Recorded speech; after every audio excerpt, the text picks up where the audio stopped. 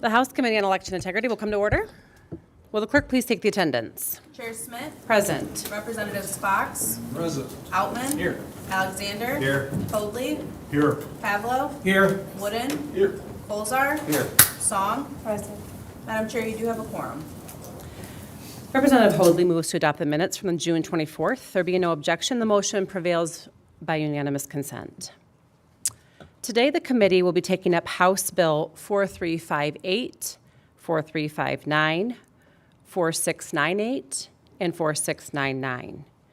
We will hear first from Representative Hoadley testifying in support of these House bills.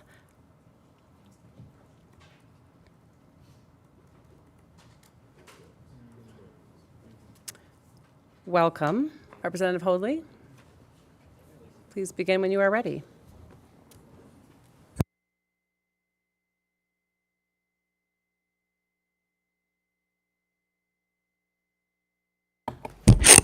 Good morning. Thank you, Madam Chair, and members of the Election Integrity Committee for allowing me to testify on House Bills 4358, 4359, 4698, and 4699. The rationale behind these bills is this. The voters passed Proposal 2 in 2022, which amended the Michigan Constitution to expand voting access, mandating early voting, absentee ballots without reason, counting ballots postmarked by Election Day, etc. But to codify these changes, we passed Senate Bill 259, which is now PA 25 of 2023 last term. This essentially allowed clerks to tabulate the ballots of servicemen and women and overseas voters postmarked on or before Election Day if the ballots were received within 6 days after the Election Day.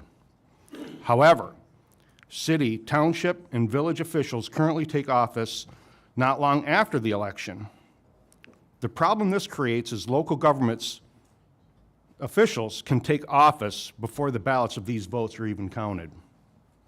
This technical fix ensures all votes are counted before a winning candidate assumes his office position. The bill respectively moved the date of swearing in to no sooner than December 21st. There's 4 bills in the package. They're pretty cut and dry. It just changes those start dates for city, township, and village officials. With that, I'll open it up to any questions. Thank you.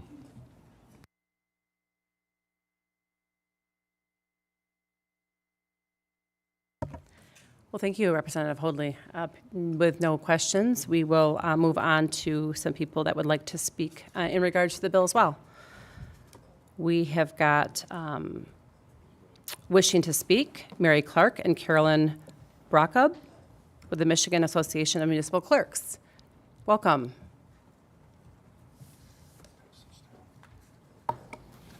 Thank you, Madam Chair. It's me, myself, and I, Mary Clark. I'm the Delta Township Clerk, and I am here this morning on behalf of the Michigan Association of Municipal Clerks who speak in favor of this 4-bill package for many of the reasons that Representative Hoadley just discussed. We have 6 days where we are dealing with move ballots. My jurisdiction had 7 ballots that came in after Election Day that were move ballots that were postmarked on or before Election Day that we then had to have manually added to the totals. So that happening and then canvass for everyone doesn't happen in a timely manner. East Lansing, for example, takes office the Monday after Election Day. City of Lansing takes office January 1st. Townships take it November 20th, so we're all over the map, and this brings some consistency. Lansing can still do January 1, but everybody else will be moved to the December 1st deadline to allow for canvass to happen, to avoid any confusion or any embarrassing moments where someone's sworn in that actually is in a close election, and move ballot tallies change that. So I would take any questions. Thank you very much. There be no questions. Thank you, Mary. Next, we have wishing to speak and supports the bill, Kent County Clerk Lisa Postumus. Lyons. Good morning. Morning. Yeah, all those names, when I was doing graduation certificates back in our house, I was really regretting keeping all those names. Good morning, Madam Chair, members of the committee. I'm so grateful to be here, and I don't have a whole lot more to add. I'm just really appreciative of the work that's gone into this legislation from the sponsors, from the stakeholders, you know, our partners in our local governments. This is something that's really come to a head. This isn't a new issue, but because we are finding that the canvas, which is one of the most important parts of our election process in the post-election, because that's taking longer and we continue to count votes, this is something that we want to put to rest before anything potentially happens, where we've seen our canvas continue as recently elected officials have been sworn in, though they haven't been duly elected or certified. So we just are, part of this is about respect for the entire process. We talk about how all these checks and balances work together to make an election here in Michigan that's secure, that's accurate. And so we want to really preserve that, and we want to acknowledge the importance of every step in the process. And, you know, I'd be remiss if I didn't mention, too, that we could run into a situation where someone is sworn into office and actually making official decisions, though they've never actually been certified. And there could be legal ramifications. The process isn't over with recounts and such.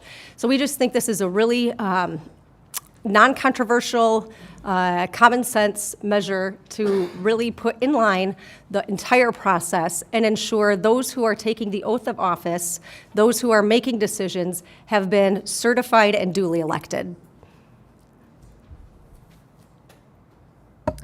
We've got a question from Representative Outman. Thank you, Madam Chair, and thank you, Madam Clerk, for being here. Just a quick question. You mentioned the canvass process is taking longer in recent election. I agree the canvass is, you know, a critical part of the election process. Is it just taking longer because of all the various election law changes throughout the last couple of years, or, you know, are you having problems, you know, staffing the canvass process? Tell me why it's taking a little bit longer than usual. That's a good question, and thank you. By and large, we could complete a canvass for a local jurisdiction, a mid-sized to small jurisdiction, in a matter of a couple days, barring no extenuating circumstances and retabulations and such. So it's not so delayed, with the exception of we have to wait 6 days to have our military and overseas ballots. We have to wait 3 days to have our signature cures come in and to reconcile those in the canvass. So sometimes in a smaller election, we'll get completed with our canvass and then have to come back a day or 2 days or what have you later to be able to finalize that process with those ballots having come in and to certify the election. So in my view, and this is a whole other issue, taking a long time to do the canvass is not a bad thing, especially for us larger jurisdictions. You want to do it thoroughly. You want to be able to retabulate any potential inconsistencies so that you're making sure every vote is counted and you're making sure it's all entirely accurate. So this really isn't necessarily a complaint that the canvass is taking longer because we want to be thorough and we want to do it properly. It's really just an acknowledgement that we simply have to take a certain amount of time at minimum because of some of these changes. So it is due to all the various election law changes throughout the last couple of years. It is, you know, including this provision where overseas military members can vote up to 6 days past the election. I would say that's definitely the main issue. Again, even if we didn't have these changes, the recount process was always available to these candidates. And so if you run into a situation where there's a close election and the candidate requests a recount, that would take place beyond the time frame in which these officials would be taking office. These members-elect would be taking office. So, this is an issue that could have, and we've been fortunate not to have had a problem arise, but it's certainly exacerbated by the recent changes. So we've never had, up to this point, we've never had a candidate that was certified, or not, excuse me, that was sworn into office, but, due to a recount or some other circumstance, they actually didn't win the election. We've never had that situation take place. Not in Kent County during my tenure. Other county clerks may have had a different experience, but in recent memory, no. Okay. Well, thank you for being here again, and thank you, Madam Chair. Thank you. There be no further questions. Thank you for your time. Thank you very much. Next, we will hear wishing to speak via Zoom. Supports the bill, Oakland County Clerk Lisa Brown. Good morning, Lisa. Thank you so much, Madam Chair. Thank you for the opportunity to testify on these bills. I've been pushing for this policy since Proposal 22-2 passed. So thank you. We have communities who, in their city charter, they're supposed to take office the Friday after election or the Monday after the election. Before 22-2, we would prioritize those in the canvas and get through those first so that they could take office. We would have those certified. But as my colleague said before me, we have to wait for those move ballots. We have to wait for those cured AVs. And it's not so much that the canvas takes longer, although I would not be opposed to having longer time if somebody wants to introduce a bill to extend, give us a little more than the 2 weeks, but it's more about the day that we can certify any election.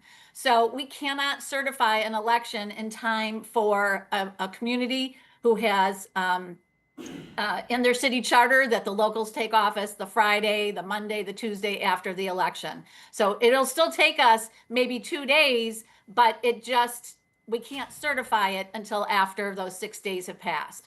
So it's more about the timing of it, and having these bills go into law will just make everything a lot easier for all of our locals. And I know that there's Senate bills that have also gone through. I urge you to take those up as well. I would hate for this really needed legislation to get caught up. It would be wonderful to have a bicameral package of bills here. And I also request that when you do pass these out, that you give them immediate effect so that we can have these in place, please, please, for this November election, because we have city elections this year. Thank you. Happy to take any questions. Thank you, Clerk Brown. Do we have any questions? Seeing no further questions, thank you for your testimony today. Thank you. And next, we've got wishing to speak, Tyrone Township Clerk Dolan Blair. Supports the bill, House Bill 4699. Good morning, Mr. Dolan. Please begin when you are ready.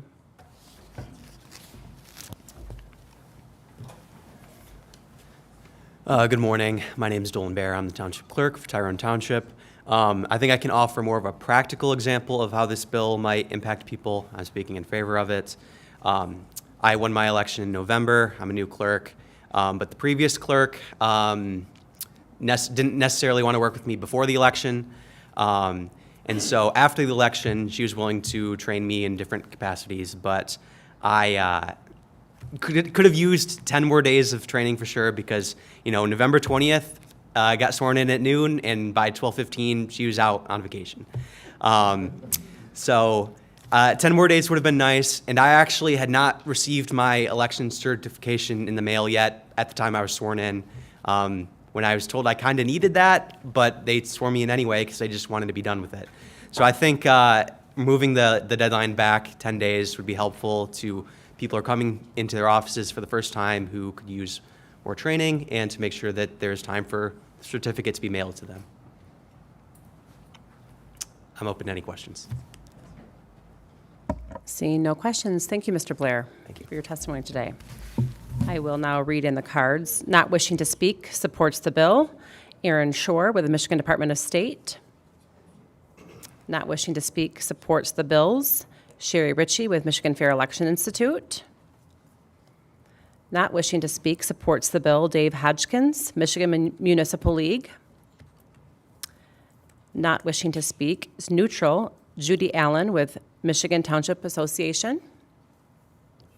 Not wishing to speak, supports the bill, Melanie Macy with Promote the Vote. And the committee will go at ease.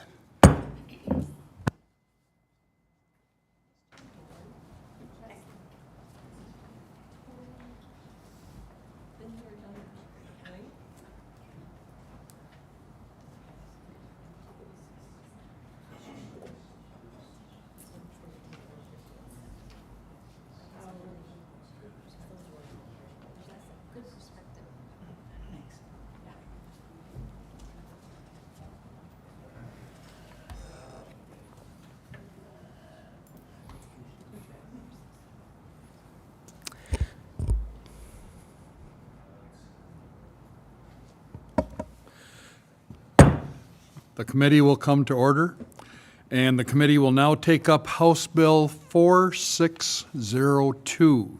And we will first hear from Chair Schmidt testifying in support of HB 4602. Thank you, Chair Schmidt, and please begin when you are ready. Thank you, Mr. Chair. I would like to speak today on behalf of my Bill 4602 in support of preserving local clerk autonomy in logic and accuracy testing. Today I come in strong support of this legislation that would preserve the fundamental principles of our local election administration and prevent centralization of our election testing process. For years, Michigan local clerks have successfully conducted logic and accuracy testing by working with multiple qualified vendors of their choosing.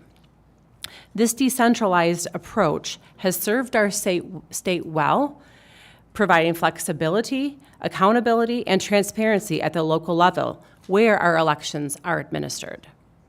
However, we now face a threat to this system. The Secretary of State has issued a sole source contract to a single vendor that has indicated that by 2026, all local clerks will be required to use only this vendor for the test deck generation. This represents a fundamental shift from our local control to state-mandated centralization, a shift that raises concerns about the integrity, transparency, and fiscal responsibility. The bill before us today provides very clear, common-sense protections that preserve local autonomy while ensuring proper standards. Specifically, it protects local choice. The legislation states that the Secretary of State cannot prohibit or restrict local clerks from utilizing any lawful source for creating predetermined result charts and test ballot charts, decks. This preserves the flexibility that has served our clerks for many, many years. Under this bill, each county and jurisdiction retains control over its own ballot information and test deck creation process. This preserves the accountability that comes when local officials maintain direct oversight of their election processes. Our local clerks are directly accountable to their communities. This legislation ensures that they retain the tools and autonomy necessary to fulfill that responsibility. When problems arise, clerks need direct control over the processes and relationships with their vendors. This bill also prevents centralization. It prohibits the Secretary of State from granting exclusive control to a single vendor or mandating centralization of all ballot information with one entity. Multiple vendors and approaches create natural redundancy and reduce the risk of systemic failures. Our local clerks are the backbone of our election systems. They deserve this legislation that empowers them to serve their communities effectively while maintaining the highest standards of integrity and transparency.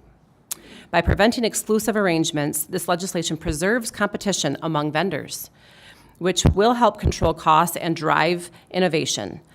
Local jurisdictions operate under tight budgets, and they deserve the ability to choose cost-effective solutions that meet their specific needs. The language before us is clear and it's comprehensive. It ensures that when our local clerks conduct logic and accuracy testing, they do so with full understanding, complete transparency, and direct accountability to their communities.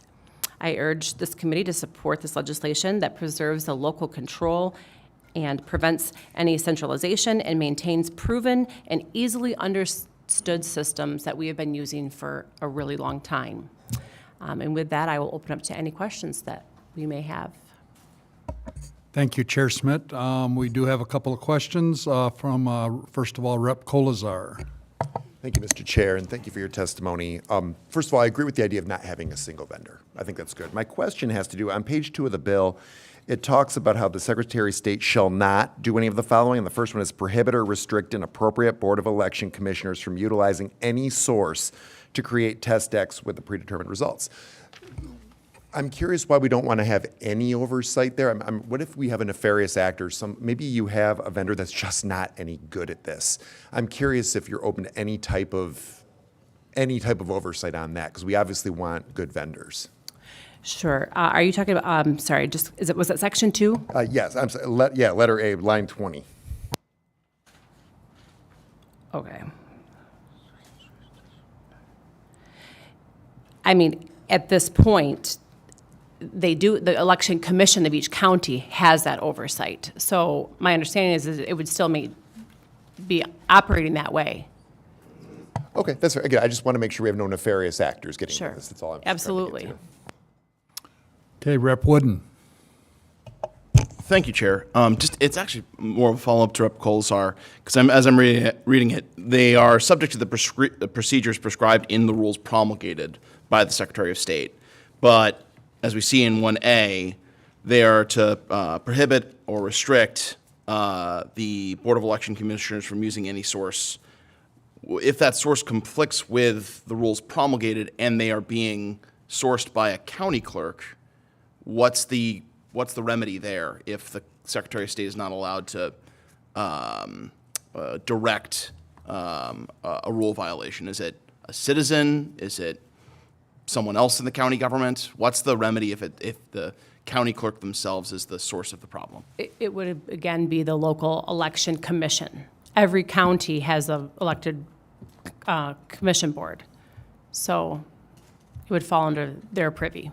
Okay, thank you.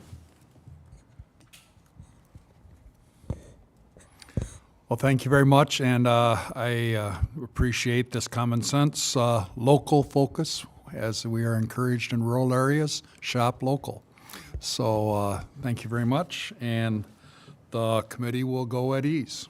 Thank you.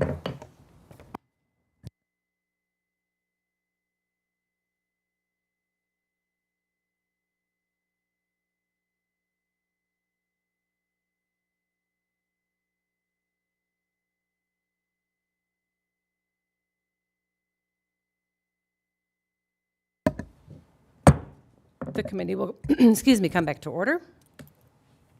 And we will proceed with reading in the cards. We've got a few people that would like to speak to the bill. Wishing to speak with Aaron Shore, or was that Adam? Sure, absolutely. Adam Fracassi with the Michigan Department of State. Please begin when you are ready. Thank you, Madam Chair. Thank you, committee members. It's good to see you this morning. Again, Aaron Shore, Adam Fracassi with the Michigan Department of State. Appreciate the chance to have this conversation today. We do certainly want to support our clerks and always are happy to support local control where we can. But I just was hoping that we don't have an official position on the bill yet today. We do have some concerns, and I'll get to those. But I thought it would be useful if Adam, who's the Deputy Director of Elections for the department, could walk through the contract that we've signed with Ballot IQ and the process that has gotten us to where we are today. I think we would disagree a little bit with a couple of the ways you have characterized what the current situation is, but want to make sure we don't have any questions about just what the situation is, and then I can get into some concerns with the language of the bill. Good morning, and thank you. I'll start first kind of just like Aaron said with Ballot IQ and kind of in general where we're at now. We are not finished with this system. We're not finished going through it, so we are still in the works with it. So, and then I'll kind of shift as to like the future next steps of where we're at. So in general, optical scan voting machines are used in Michigan, as everybody is aware. And before we use the voting systems, one of the first steps of the process is to ensure that everything's configured correctly. In order to test that, you go through logic and accuracy testing, which is done by the local clerks. And as part of what we have done with this is create a new form of, an expanded form, I should say, of the current logic and accuracy test deck that is utilized. Michigan does have one of the best test decks in the nation. We do have one of the most robust testing programs, largely because of the work that our clerks do in order to set this up. What this robust test deck is what it's called, would essentially look for an additional part, an additional test. What it would do is look for different swaps across races. We currently look for if there's issues within a race, so within one race on the ballot. This is designed to look for if something is being done, if some part of the system is being configured that's causing results to swap across contest in general. And the reason for this is in an effort to provide just a stronger safeguard against errors, a stronger safeguard against the processes, and enhance the integrity of our election. We did go through the procurement process with DTMB. We issued and went through, and we did sign the contract with Ballot IQ. Again, going through the DTMB procurement process, we issued an intent to negotiate an ITN. So it's slightly different than the RFP, but it's still a form of the DTMB procurement process. So one of the things that we've heard from clerks as we're beginning to roll pieces of this out and we're continuing to look forward was this desire to use this as an option. And so we are currently looking at that now. We're looking at what are the ways that we can do this to make this available to clerks. The idea is that this test deck would be available to clerks without cost, so it's an option for them to be able to utilize it to save them money with just creating it. But we are looking going forward at how can we make it in a way where we are addressing the concerns that some of the county clerks have raised to us with providing us information, but also balancing that against what the local clerks have also raised and what the local clerks have needed. So we've heard that concern. We are working with them as kind of like a next rollout to, again, make this an option for clerks instead of not a requirement for clerks, but have this be just another resource that they're able to utilize as part of the testing process. The second part of the project is to develop an electronic system to allow the counties to coordinate with us and to transmit ballot proofs to the Bureau of Elections for us to be able to review them more efficiently. So Michigan election law requires county clerks submit to the Bureau of Elections ballot proofs for approval. This is always done. It's a very resource-driven process for the Bureau. It's very manual currently, and it has to be done in a very short period of time. So part of it, one of the other requirements for the contract is to provide us with additional resources to be able to streamline that a little bit better, to make it faster for us to review ballot proofs, and to make it easier for clerks to transmit the information to us and us to transmit the information back to the county clerks, because the more time that we can take that off and the more time that we can speed this up for the process, the faster the counties are able to go to print when we're in that situation. So that's pretty much kind of the nuts and bolts at a high level as to where we're at. So I'll turn it back to Erin. Thank you. And just briefly with the language, we share the concern that a couple of the representatives raised about that initial language and whether it would appropriately clarify that when we say any source could be utilized for these test decks, that would have to be subject to the rules. I don't believe it's the intent of any of our clerks to allow for bad actors or anything, so I'm hopeful that we can work through that potential change. I think also we have a concern where it talks about prohibiting the secretary from permitting centralization of ballots. It would be one thing if that just talked about mandating, but I'm concerned that with the language the way it's written, if we were in a situation where best practice required Michigan to update our rules and for some reason there was only one vendor that was prepared to meet the new threshold at that time, we would not be able to update the rules to meet the best practice with the language about permitting the way that it is. And then I guess the third question that we really have is mostly around the language on page 3 and reproducibility, talking through the procedures. The rules Michigan just adopted that were just promulgated on electronic voting systems really are not that specific to exactly the way you set up the math and the programming to create a test deck. It talks about what needs to be tested for, but it wouldn't be typical to get into that level of specificity within rules. So hopefully that's a conversation that we can have as well. And I believe with that, if you have any questions, we're happy to answer them. Okay, I don't see any other questions. Oh, excuse me, Representative Fox. I do have a question about, with the system that you are working on, implementing, is that a system where it could be read, the test deck, by humans, or is it just going to be read by the machines? So the test deck would still be read by, oh, sorry, thank you. So the test deck would still be read by the clerks. Like, so it will function essentially the same as the test deck functions now. I'm trying to think of how to explain it. So the test deck that will come out, it will have the list of predetermined results. It will have the pre-filled out ballots the same way as it works now with the regular test deck. But then there's just an additional check that's provided then. The requirements that we have issued does require that the logic, for lack of better terms, behind it does have to be peer reviewed. It does have to meet specific standards. So like if that's the piece you're talking about, but like the ballots themselves will still be able to be read by a human as well.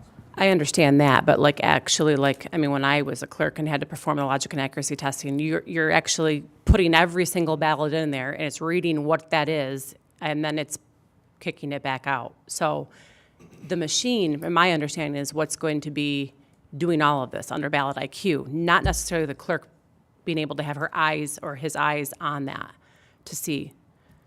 So the clerk will still use, like that function, my understanding is that it will still work that same way. So like the test decks will still have to go through the tabulator, even with the ballot IQ test deck that's being provided, that still has to go through the tabulator to test that equipment and and test the programming and all of that. It's just that the test deck is being provided then by ballot IQ, the same way that it's being provided currently by a different vendor, like a print vendor in general. Okay, thank you. Representative Fox. Yeah, thank you, Madam Chair, and thank you for your testimony. I guess as I think about centralized versus decentralized, local versus state control, mandated versus, the opposite of whatever mandated is. What do you think, and this is an ethical question maybe, what do you think is going to produce more trust in our voters and more ownership on the part of clerks? So it's a trust and ownership question, and because I think that's what we're working with a lot in our state. Thank you.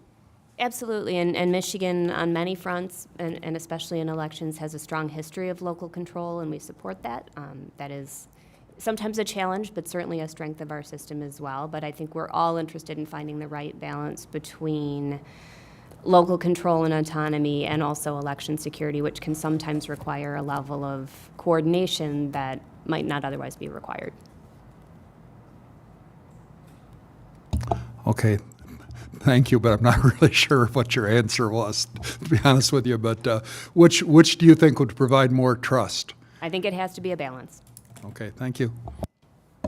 There being no further questions, thank you for your time today. And I will read in, actually we've got a few people that are wishing to speak. We have got Lansing City Clerk Chris Swope, wishing to speak, supports the bill. Good morning, Chris. Please begin when you are ready. Good morning,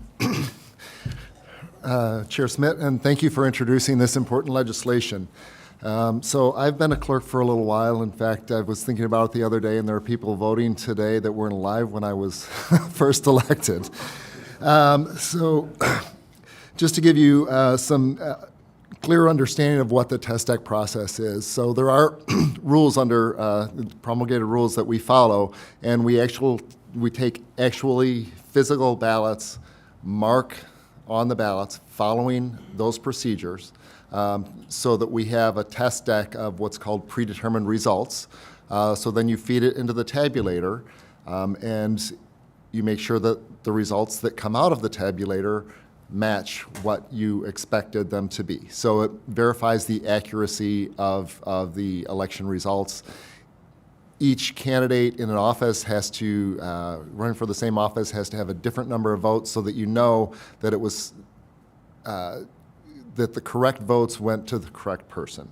There are various things that you have to test, how cross votes are handled in primaries, how straight ticket voting is handled by the tabulator. So it completely verifies the accuracy of the election results.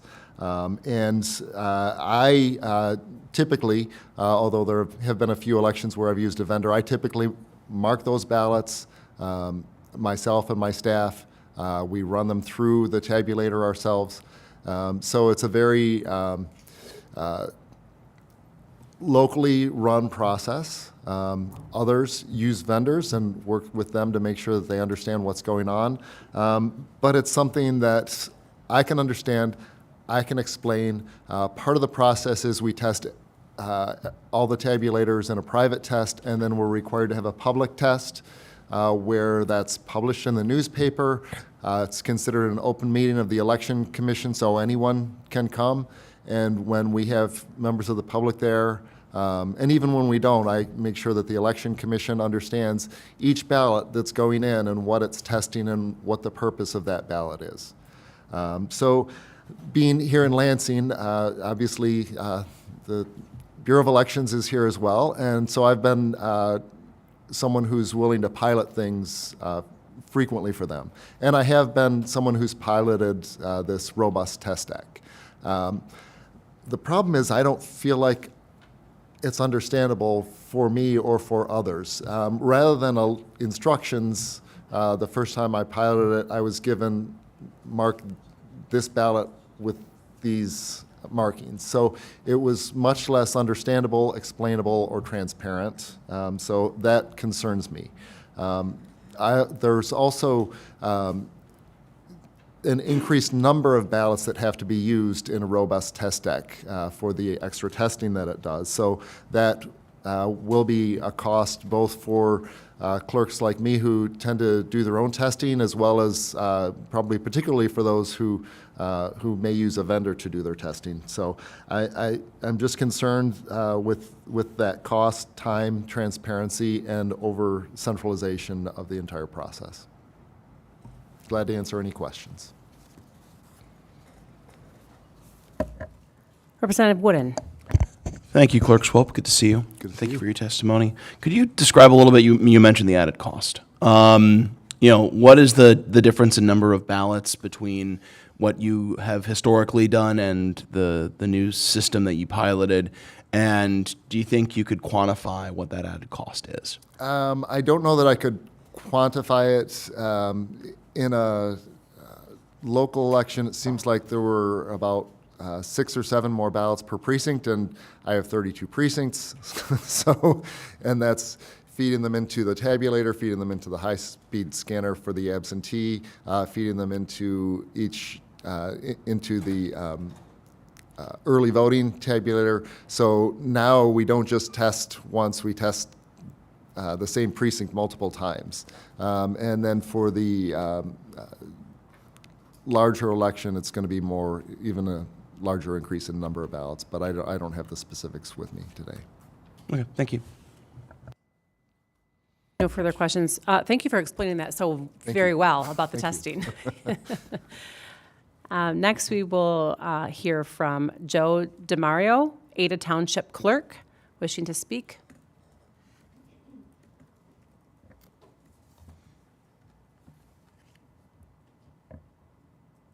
Good morning, Joe. Good morning, and thank you all for having me. I'm the clerk in Ada Township from Kent County. Could you hit your mic button so we can hear you? Thank you. Okay, sorry. My name is Joe DeMarco. I'm the clerk from Ada Township, and I appreciate you allowing me to be here and speak this morning. I did submit to you kind of a lengthy statement, but after hearing some of the testimony and some of the comments already, particularly from you, Chair Schmidt, I so appreciated them. I think you addressed what clerks encounter every election.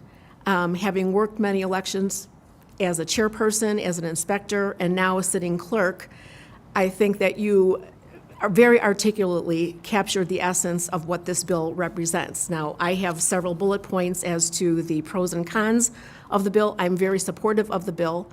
What I'm not supportive of is in just to capture it all, one system for all clerks would never work, in my opinion.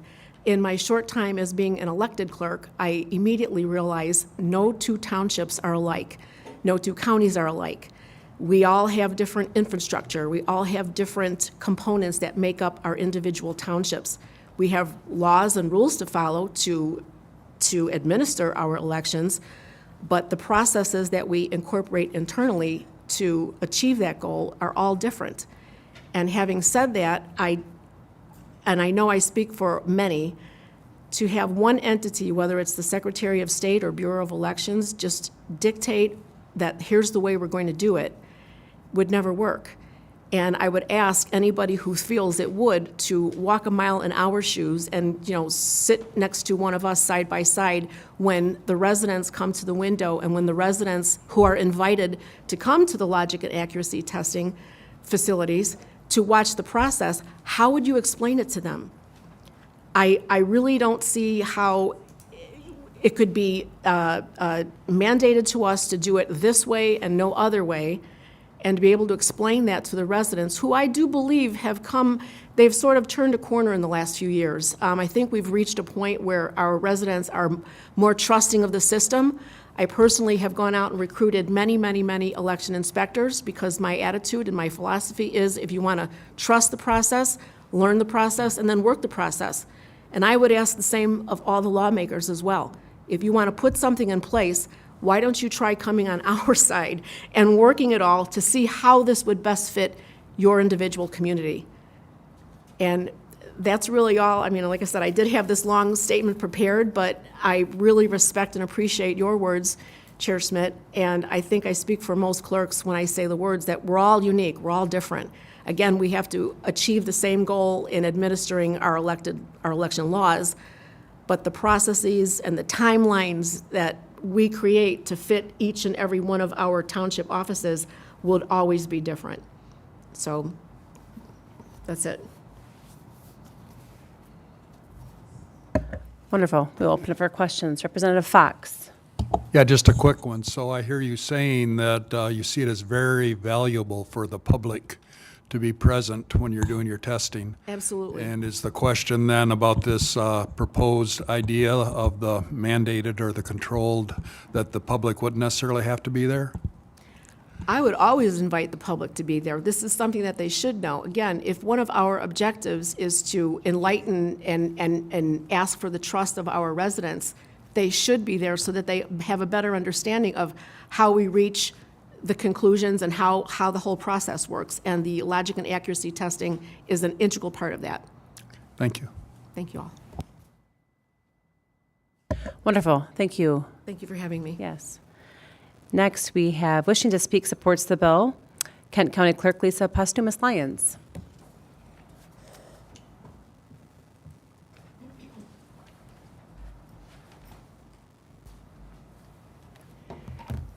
Good morning again. Good morning. I'm proud to work with our local clerks to provide Kent County voters elections that are secure, transparent, fair, and accurate. I'm also here today not just for Kent County, but on behalf of the Michigan Association of County Clerks. In my nearly 9 years in office, I've embraced this role not just as an administrator, but as an ambassador to elections, working to educate policymakers, the press, and the public about our election process here in Michigan in an effort to ongoingly instill public trust. I'm here today to join in the bipartisan, or better yet, nonpartisan chorus of those supporting House Bill 4602. Our state has many checks and balances before, during, and after Election Day. And House Bill 4602 helps to preserve a couple of those critical elements which contribute to the security and integrity of our elections, and that's the public testing of our election equipment and Michigan's unique decentralization of election administration. Over a year ago, election officials were informed by the Secretary of State's office that the state had decided to contract with a vendor connected to one of our state universities to provide test charts for election equipment testing statewide, requiring all clerks to utilize this singular state-selected vendor to conduct their jurisdiction's election testing. It needs to be clarified as part of this contract that this streamlined sending and keeping of ballot proofs really means that they want our official ballots with the timing marks, not ballot proofs. This represents a significant security concern, and many of our county clerks who are responsible for programming and printing the ballots were pretty possessive about those ballots and where and who has access to them. A centralized depot of all of our official ballots could result in a nefarious action where these ballots could be duplicated and then sent out. After widespread pushback, that decision for requiring this test deck was walked back to the state's credit. It was walked back, and at this time, clerks are not being forced down this road. And I'm not really here to debate the merits of that actual test chart or the method used by that vendor to create it. And I won't presume to know the motivation behind such an effort to centralize and monopolize Michigan's pre-election equipment testing. But because this remains a possibility, I'm here to tell you it's simply a bad idea. Pre-election equipment testing, what we call the public logic and accuracy test, is a critical and transparent step in our process to ensure the election equipment is functioning properly and it's counting votes accurately.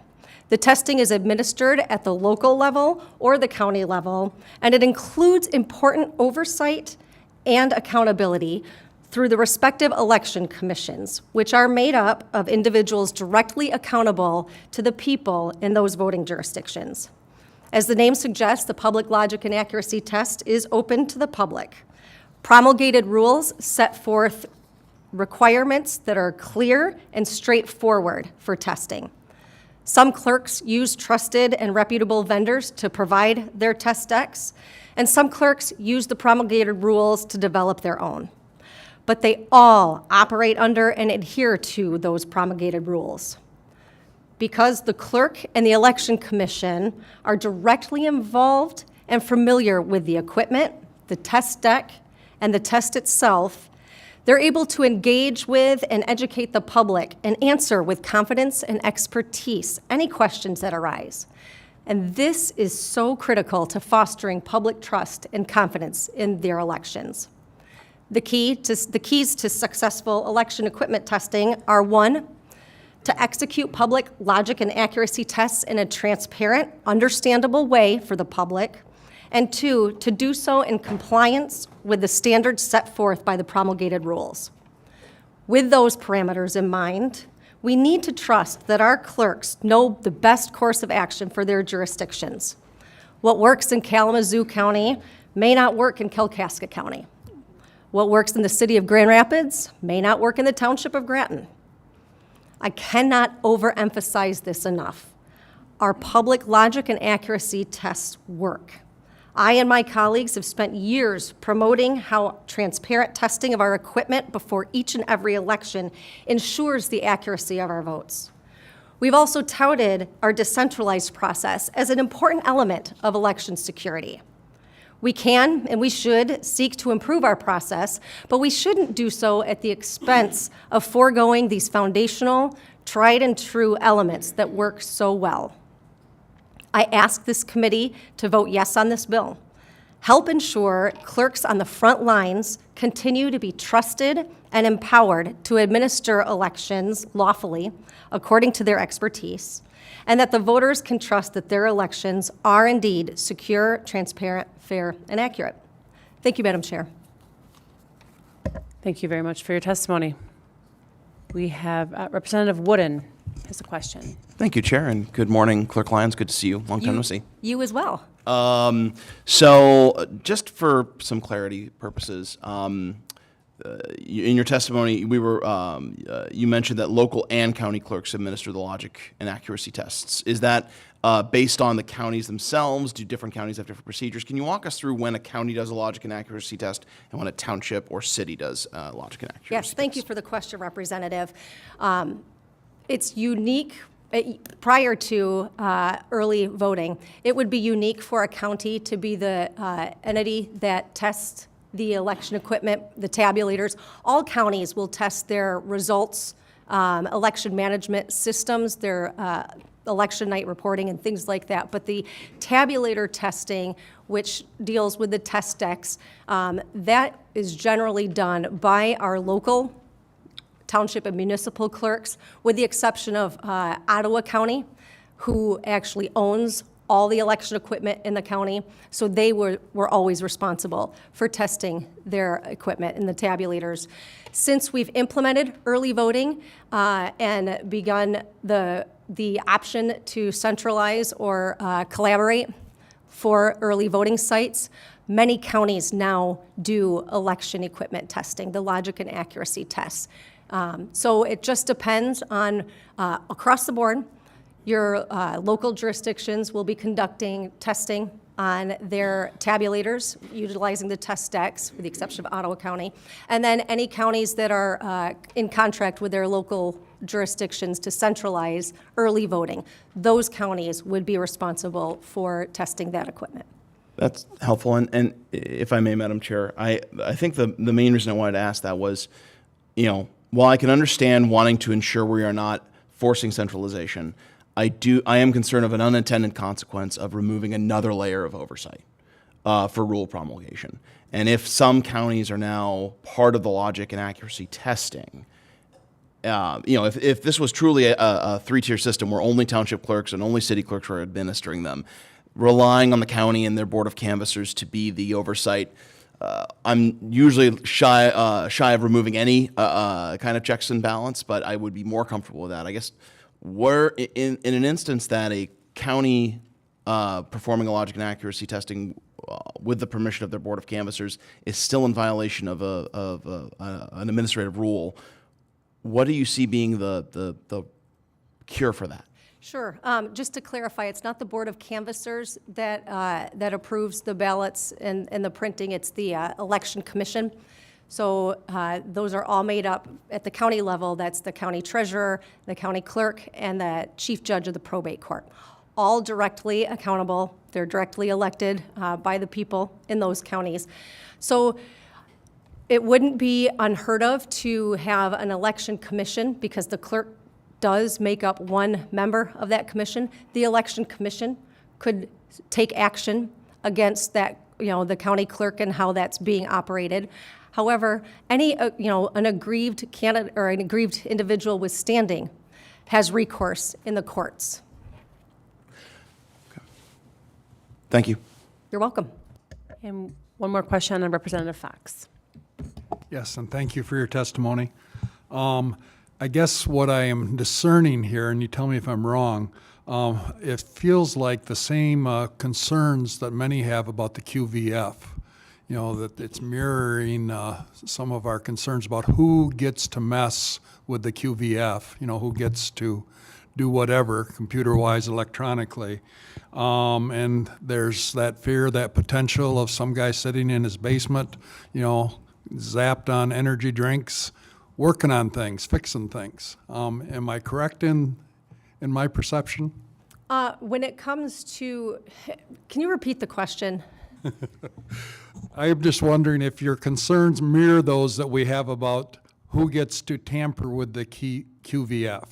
That's eluding us like anything. We long to know all the parties that can connect with the QVF.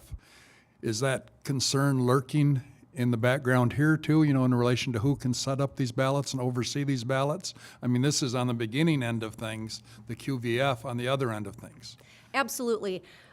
We have a system that's transparent. We have a system that especially in Kent County, we roll out the red carpet and welcome the public to come and observe. Observing is different than access to. And that has to be paramount. Who has access to this, to whether it's the qualified voter file, whether it's our ballots, our official ballots, whether it's, the election night reporting system.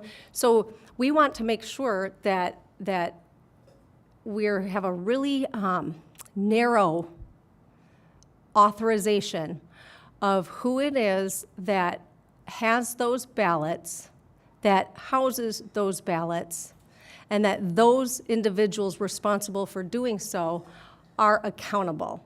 And the best way to do that is through these elected officials, whether it's through the election commission, the local clerk, the county clerks that are accountable to the people.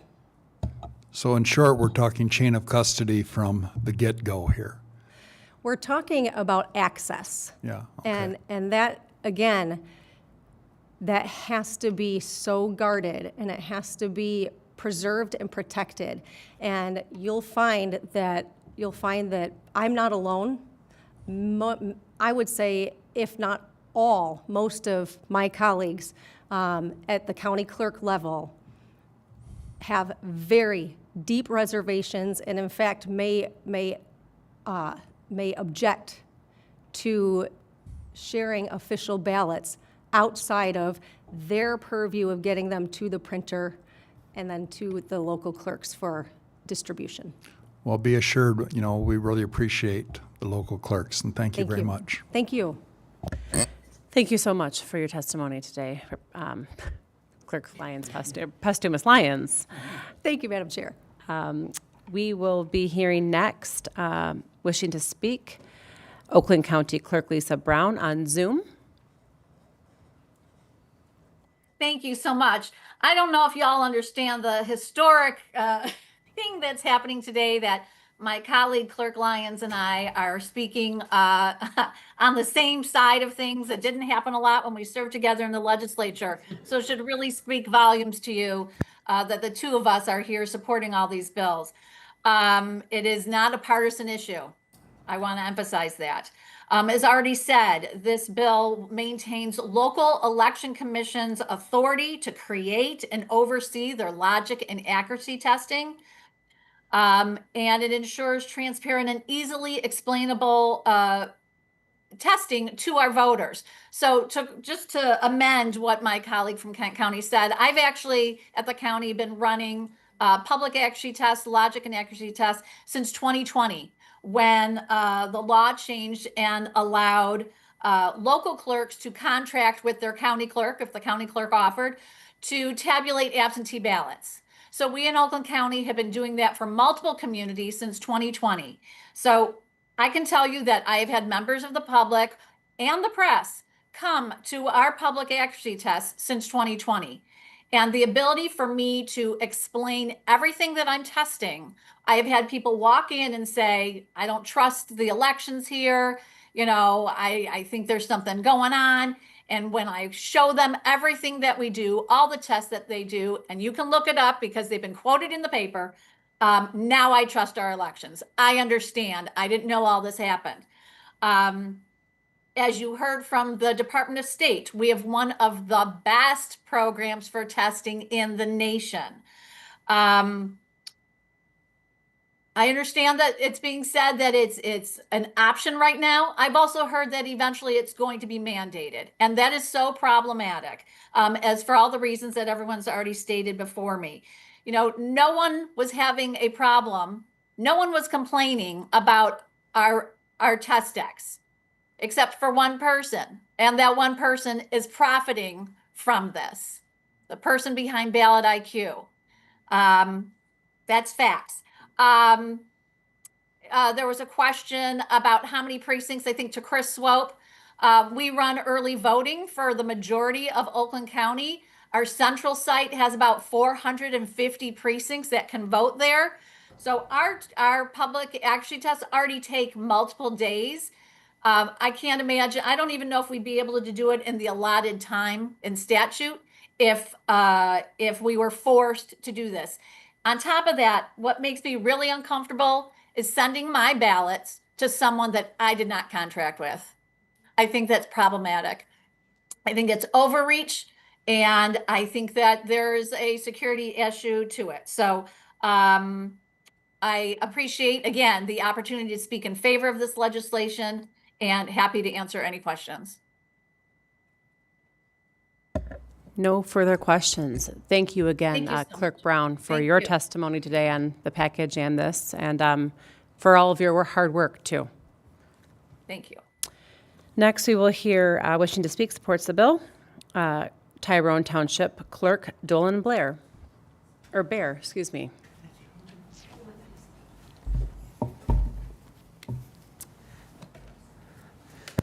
Hello again. My name is Dolan Bear, Tyrone Township Clerk. I'm a new clerk. I'm by no means an expert on the elections process. And so when I have questions, there are two places that I go to. The first being previous clerks or papers that they have given to me, and the second is the county.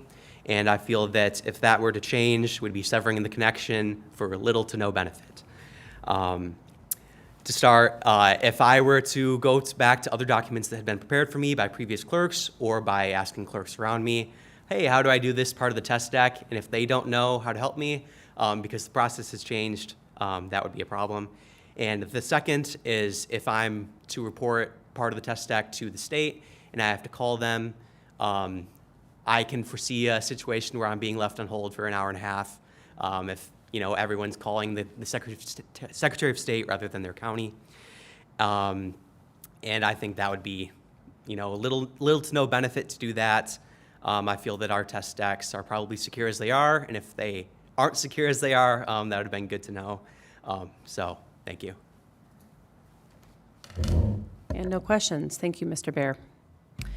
I will read in the cards wishing not to speak but supports the bill, Steve DeLongchamp from Election Source. Not wishing to speak supports the bill, Mary Clark, Delta Township Clerk. Not wishing to speak supports the bill, Jan Bauman, Cascade Charter Township. Not wishing to speak supports the bill, Sue Slater, Cascade Township. Not wishing to speak supports the bill, John Kiefer, Midland County Deputy Chief Clerk.